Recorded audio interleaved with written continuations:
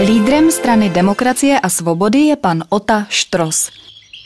Ve zdravotnictví budeme prosazovat soustavný kontakt pacienta se zdravotnickým zařízením pomocí dálkového monitorovacího systému.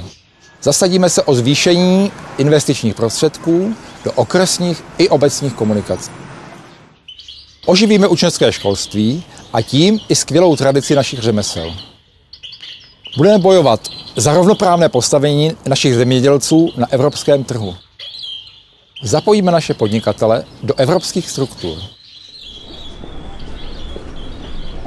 Známe opatření, která zajistí důchodcům důstojný život.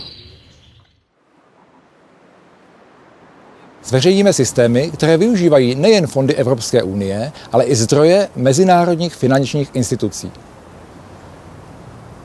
Strana Demokracie a svobody má číslo 19.